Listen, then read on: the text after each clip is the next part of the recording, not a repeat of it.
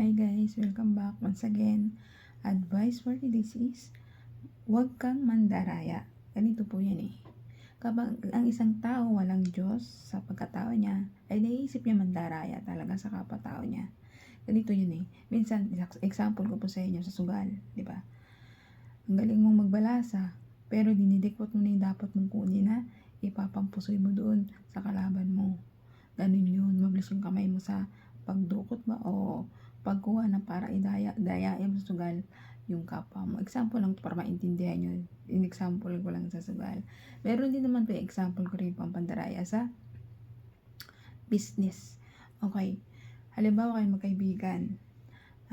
Nagplano kayo magtayo ng business nyo. Tapos, ang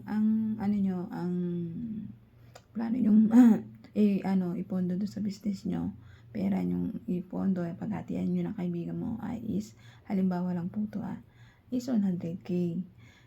So, pero ang estimate ng talaga ng business nyo is 50k. So, naisahan ka doon ng kaibigan mo, nadaya ka doon kasi sinabi niya 100, tag 50 kayo. Pero ang totally talaga na ang puhunan ng business nyo is 50k, ganun po yun. So, tinago ng kaibigan mo yun para dayain ka. Yun po ay malaking kasalanan sa mata natin. Diyos naman na dayain mo, dugain mo, pagsinungalingan mo yung kapwa-tao mo. Masama po yun, kasalanan po yun. Nakasulat po yan sa 10 utos na ating mahal na Diyos Amang nasa langit. Kaya ikaw bilang isang masamang tao, magbago ka na po. Ngayon na, magbago ka na. Kung napapanood mo itong video ko, baguhin mo na po yung pagkatao mo. Huwag kang mag-isip, magplano sa kapwa mo ng di maganda. Baguhin mo na po yung pagkatao mo. Gumawa ka lang po ng ikabubuti ng kapwa mo, ng tao. Kasi po ang isang mabuting tao, hindi niya pinag-iisipan ng di maganda ang kapwa-tao niya. Bagkos, puro kabutihan lang iisipin niya. At hindi ito gagawa ng anumang hakbang na ikakapahamak niya at ikakadaya ng kaibigan niya o ng kapwa-tao niya. Ganun po yun. Kaya ikaw, meron din sa pagkakaibigan, di ba?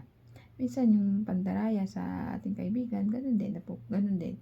Kunyari, pupunta sa isang lugar, tapos doon na pinag-usapan nila na sabi niya na mas mura daw doon.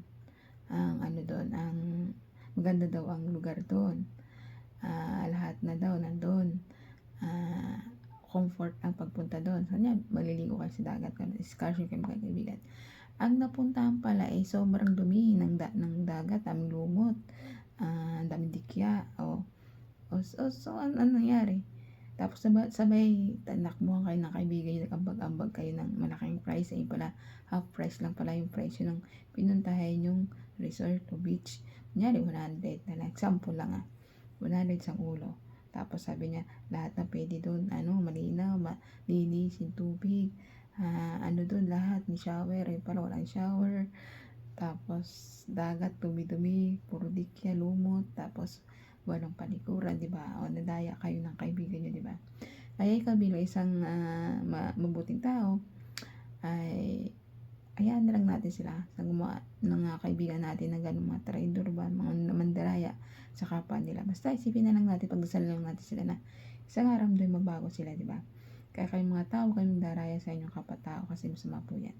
Kaya hanggang dito lang po aking advice. Ingat po tayong lahat and God bless.